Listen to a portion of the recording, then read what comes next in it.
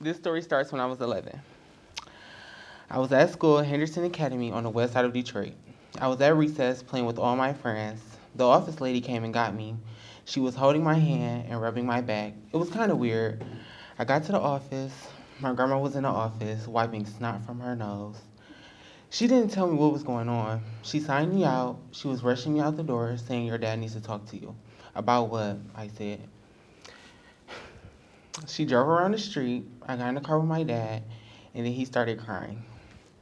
I was so confused. Why is everyone crying? My dad said, "Your mama, she's gone." But I didn't believe it right away, and honestly, I didn't believe it until I was standing over her. My dad drove me to the hospital, and when we walked in, my heart was shaking. When I saw her, I started screaming. My mom had a heart attack. They brought her back to life 4 times, but she died. And honestly, I felt responsible in a way because that morning we had gotten into an argument. And she was yelling at me because my room wasn't clean. What a terrible last memory. The night she died, I moved in with my grandma and dad, and that's where I've been ever since.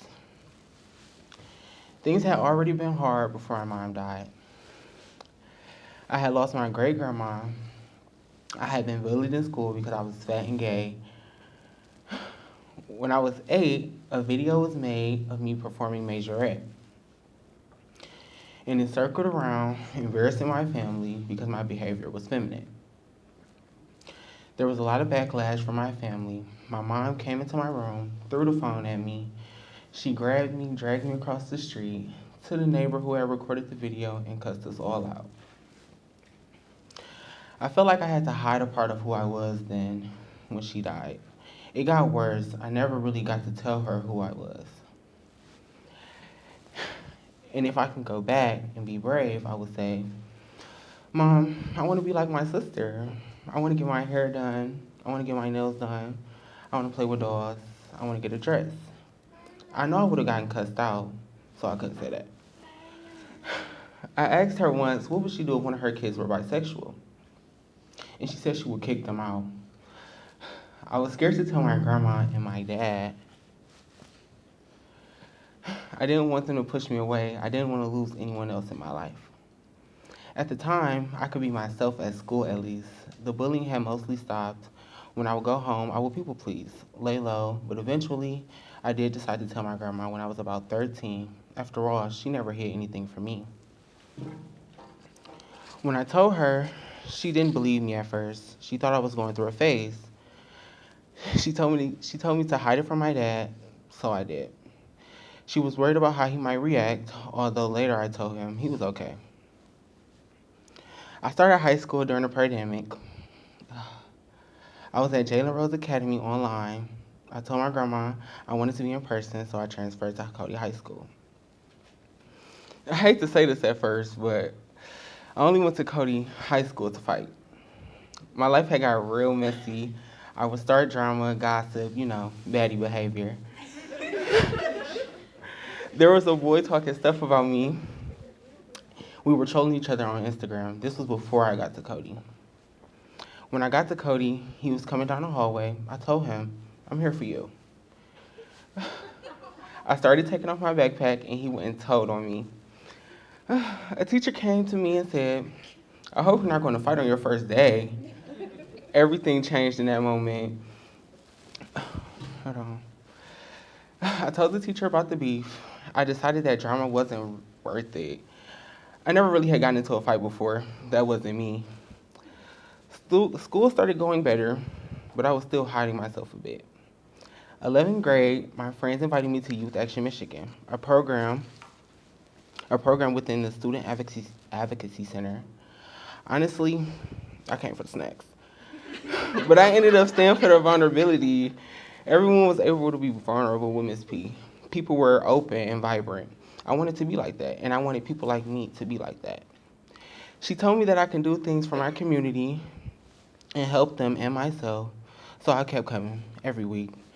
Miss P connected me with 482 Forward, which does organizing with youth around the city. I got to be on panels, attend lobby days, and MLK Day trips. I couldn't be myself without Yam. I was able to make a transition in how I look so I could be more comfortable in my skin, how I speak to people, how I present myself, more confidence. It built my confidence for sure. I'm doing stuff I never thought I would before, like getting someone to fill out a care card. I never thought I could do that before. I couldn't even give an elevator speech. I think I underestimated myself before. I wasn't talking to no one except people I knew from middle school, but after going to YAM, I would talk to everyone. YAM helped me feel heard. But the bad news is I got kicked out 4 days before the last day of school. My friend had a nicotine vape that a bunch of us has been using. She gave it to me and she felt like I had it for too long. During an athletic event, my friend started yelling at me and I was blowing her off. But she came down the bleachers and she was really hysterical, spitting at me, and it seemed like she was about to hit me. So I stood up. Eventually, an adult came and separated us. I started crying. I was really heated. I was cussing. Child, I was doing the most. I just wanted to go to the bathroom and calm down. But there was a security guard and a vice principal following me, and the security guard was yelling at me. You can't do what you want to do. She was antagonizing me at this point. It was getting more and more heated for me. I just wanted a break. As soon as I saw the principal, I asked the principal, why did he have these two B words? I'm not gonna say that. Why did he have these two B words following me? I hate when people see me cry. And the security guard kept getting in my face. She said, who's the B word? I said, you're the B word. And she said, no, you're the B word. And she started cussing me out. It seemed like she was going to swing on me. We were arguing back and forth. The deans brought me outside.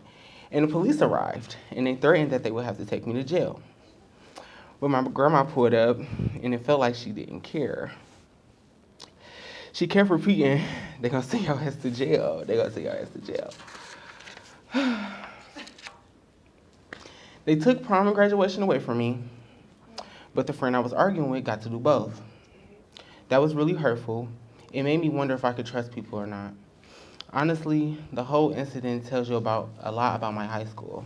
A lot of behavior was criminalized, and a lot of adults didn't seem like they care. They escalate situations, they yell, they disrespect, they don't give second chances. I wish that security guard would have been more like my teacher freshman year, helping me calm down and think things through. All of that makes me want to stay involved in YAM. Kids deserve second chances. Kids need voices. The good news is I did get my diploma, and then I got to attend a 10-day civil immersion trip in June with YAM, 482, and other youth from around the state. We went to New Orleans, Montgomery, Memphis, and all sorts of places.